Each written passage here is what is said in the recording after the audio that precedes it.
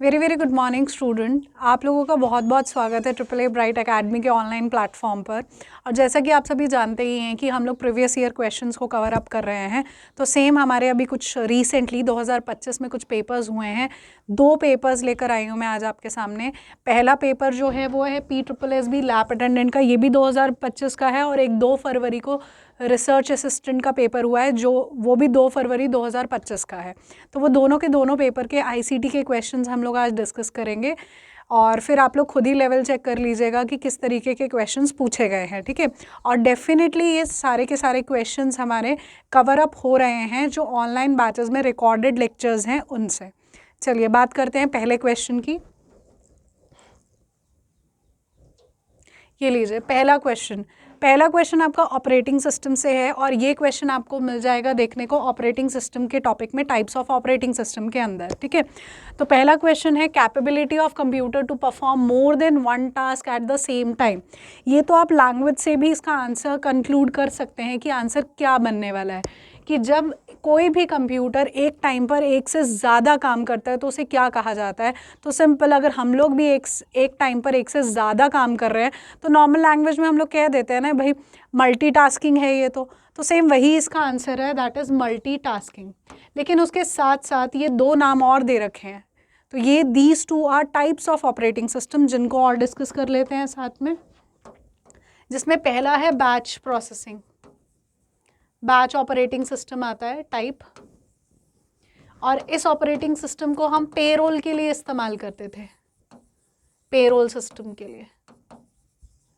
देखिए, जब हमारे पास बहुत सारे प्रोग्राम्स हैं तो प्रोग्राम्स को ऑपरेटिंग सिस्टम में हम प्रोसेस कहते हैं, और CPU को हम प्रोसेसर कहते हैं। तो हमेशा जब भी हम ऑपरेटिंग सिस्टम की बात करते हैं तब हमारे पास मोर देन 1 प्रोग्राम्स होते ही होते हैं। तो मान के चलिए कि आपके पास बहुत सारे प्रोग्राम्स हैं। फ़िलहाल यहाँ पे प्रोग्राम्स ना कहकर या प्रोसेस ना कहकर जॉब्स कहा जाता है। तो मेरे पास 4 जॉब्स हैं। एक ऑपरेटर नाम का बंदा कंक्लूड कर लो कि एक कोई है ऑपरेटर नाम से जो इनमें से सिमिलैरिटी छांटता है। तो जो आपके 5 जॉब थे या 4 जॉब से, उनमें से सिमिलैरिटी छांटी जाएगी, और सिमिलैरिटी के अकॉर्डिंग आप बैचेस बनाते हो। और ये वाले जो जॉब्स हैं वो बैच वाइज इंसर्ट किए जाते हैं CPU के अंदर। तो ऑपरेटर ने इनमें सिमिलैरिटी छांटी और उसने ये देखा कि जॉब 1 और जॉब 2 में कबोल लैंग्वेज का इस्तेमाल हो रहा था। और सिमिलैरिटी किसी भी वे में हो सकती, एनी वे, चाहे वो लैंग्वेज हो चाहे प्रोग्राम हो, कि कहीं पर एडिशन या सब्ट्रैक्शन या मल्टीप्लिकेशन का इस्तेमाल हो रहा है, एनी वे कोई भी सिमिलैरिटी हो सकती है। उसके अकॉर्डिंग आप बैचेस बना लेते हैं। तो हमने जॉब 1 और जॉब 2 के अंदर देखा कि कबोल लैंग्वेज इस्तेमाल हो रही है, और जॉब 3 जॉब 4 में एडिशन का प्रोग्राम यूज़ हो रहा है। तो हमने बैचेस बना लिए अलग अलग। अब ये बैच वाइज इंसर्ट किए जाते हैं CPU के अंदर। जब तक पूरा बैच इंसर्ट नहीं करोगे CPU के अंदर, तब तक CPU अपनी एग्जीक्यूशन स्टार्ट नहीं करेगा। पहले जॉब 1 इंसर्ट होगा, जॉब 2 इंसर्ट होगा, उसके बाद CPU अपनी एग्जीक्यूशन स्टार्ट करेगा। और जब तक ये पूरा का पूरा बैच आपको रिजल्ट नहीं प्रोवाइड करेगा तब तक बैच 2 इंसर्ट नहीं होगा। यानी इसका मतलब ये हुआ कि CPU बहुत बहुत देर तक खाली बैठता है। CPU sits idle. तो जब CPU खाली बैठ रहा है तो उसकी यूटिलाइजेशन तो प्रॉपर नहीं है ना।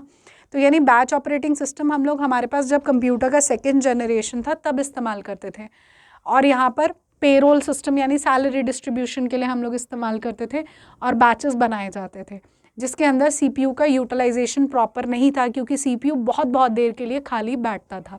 तो ऐसा कुछ बैच प्रोसेसिंग में काम होता है। रियल टाइम प्रोसेसिंग का मतलब है जो टाइम बेस्ड काम करते हैं, टाइम बेस्ड काम करते हैं। जैसे कि आप एग्जाम्पल ले सकते हैं टाइम बॉम्ब्स का, उसके बाद ट्रैफिक लाइट्स का, मिसाइल्स का। These are example of real time processing, ठीक है। और फिलहाल हमारा क्वेश्चन यही था कि कंप्यूटर ने जब मोर देन 1 टास्क परफॉर्म करना है तो उसे क्या कहते हैं, that is known as multitasking. Next question पे चलते हैं।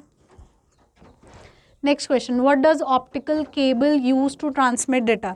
ये क्वेश्चन आपको नेटवर्किंग में दिख जाएगा।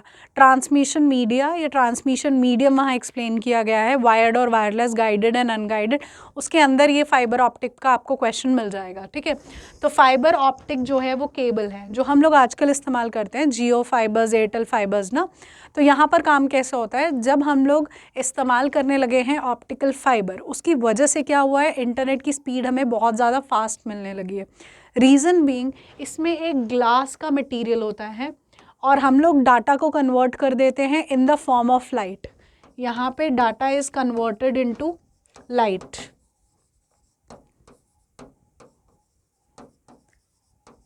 उसके बाद इस ग्लास वाले मीडियम में लाइट की फॉर्म में डेटा एक जगह से दूसरे जगह स्कैटर करके सोर्स टू डेस्टिनेशन पहुंचता है। और इसका प्रिंसिपल है जिस पर ऑप्टिकल फाइबर काम करता है, that is total internal reflection.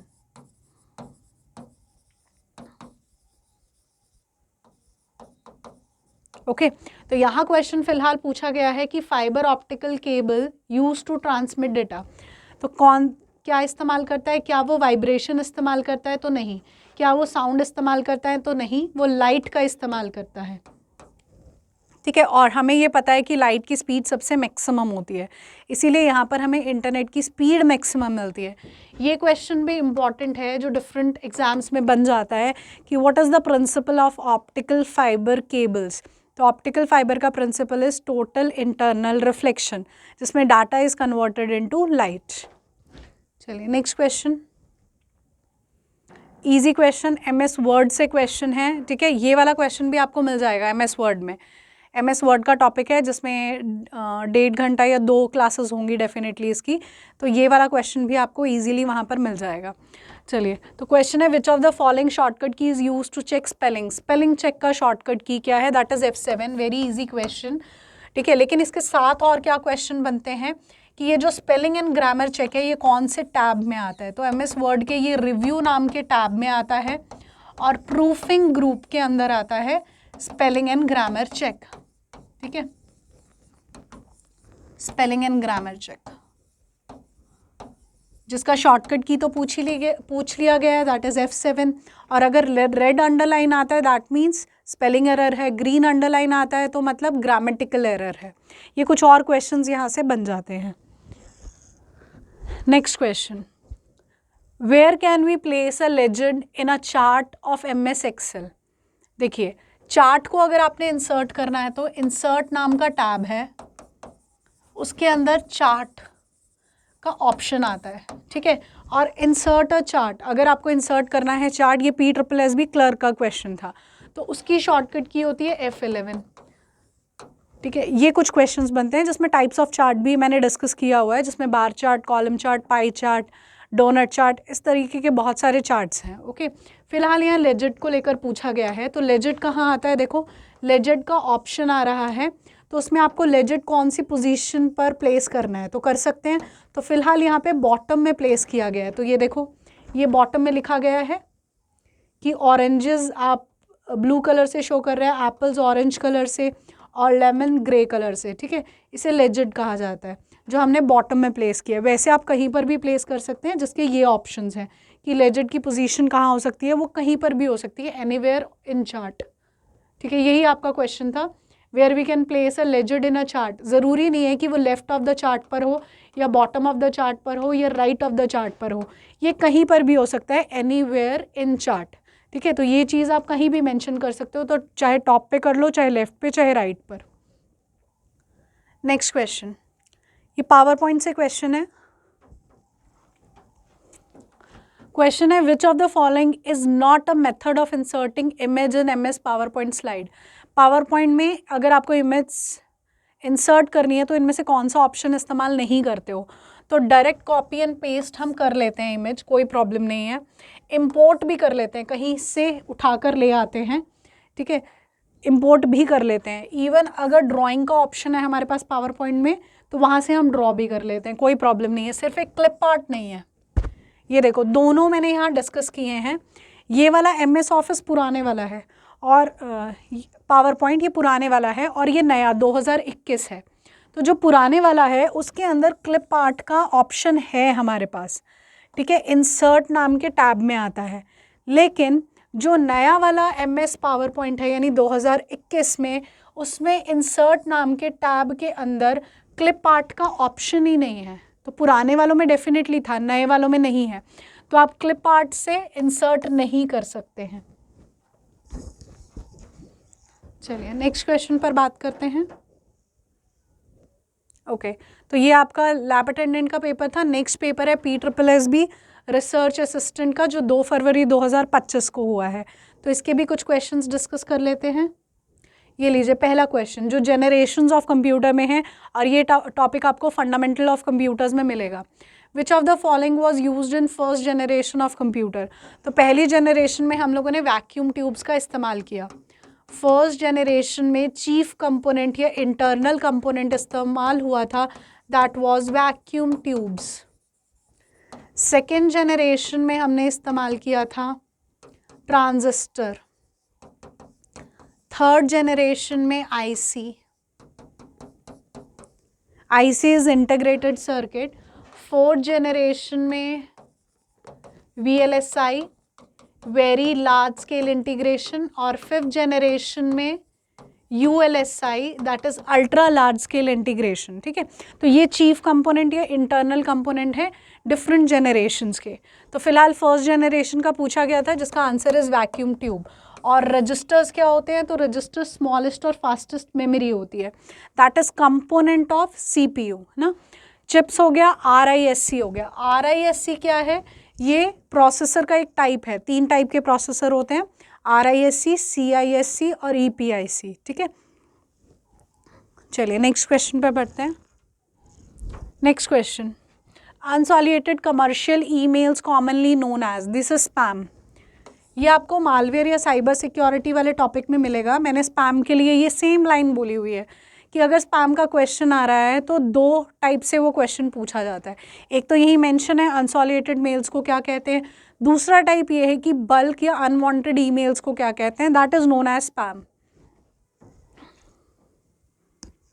Next question देखिए,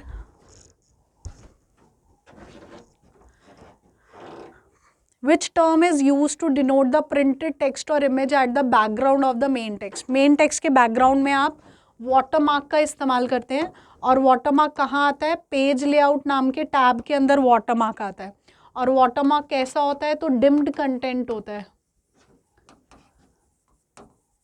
जैसे यहाँ पीछे बैकग्राउंड में आपको AAA ब्राइट एकेडमी का लोगो दिख रहा होगा, दिस इज वाटरमार्क। और वाटरमार्क टेक्स्ट में भी हो सकता है और इमेज में भी हो सकता है। नेक्स्ट क्वेश्चन, पहले मैं 30 क्वेश्चन करवा रही हूँ, फिर आपको 29 क्वेश्चन डिस्कस करती हूँ, ठीक है। Which key on the keyboard is use to start the slide show. Slide show के लिए शॉर्टकट की क्या होती है, ये सभी को आंसर पता होगा, काफ़ी ईजी है। ओके, तो which key on keyboard is use to start the slide show is, answer is F5। लेकिन अगर आपको क्वेश्चन दे दिया गया what is the shortcut key to start a PowerPoint presentation from the current slide, अगर आपको current slide से PowerPoint presentation start करनी है तो शॉर्टकट की क्या हो जाएगी, Shift + F5 हो जाएगी, Shift + F5। अगर आपको प्रेजेंटेशन स्टार्ट करनी है फ्रॉम करंट स्लाइड तब। फिलहाल यहाँ पे स्लाइड शो देखना है, ठीक है, उसके लिए शॉर्टकट की इज F5।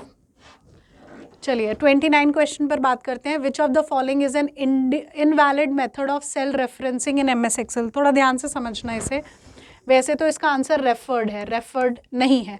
बाकी रिलेटिव, एब्सोल्यूट एंड मिक्स्ड, ये तीनों हमारे पास सेल रेफरेंसिंग के मेथड्स होते हैं। अब सेल रेफरेंसिंग कैसे करते हैं, कुछ इस तरीके से आप सेल को रेफ़र करते हो, रेफ़र यानी सेल का एड्रेस बताते हो, A6, ये वैलिड होता है। लेकिन अगर आप ऐसे लिख रहे हो, दिस इज ऑल्सो करेक्ट। अब ये डॉलर का क्या मतलब होता है, तो ये डॉलर सेल रेफरेंसिंग के लिए ही है, लेकिन आप इनको 3 तरीकों से इस्तेमाल कर सकते हो। अगर आपने खाली ऐसे लिखा है, A1 लिखा है, दिस इज रिलेटिव, यानी सिर्फ सेल का एड्रेस आपने डिनोट किया है कुछ ऐसे। अब आपने ऐसे लिखा है $A $1, इसे बोला जाता है एब्सोल्यूट। डॉलर का साइन रो और कॉलम दोनों के आगे है, लेकिन मिक्स्ड में रिलेटिव एंड एब्सोल्यूट दोनों का मिक्सचर होता है। यानी अगर आपने ऐसे इस्तेमाल किया दिस इज मिक्स्ड, या आपने ऐसे इस्तेमाल किया दिस इज मिक्स्ड, ठीक है। तो ये दोनों है मिक्स्ड,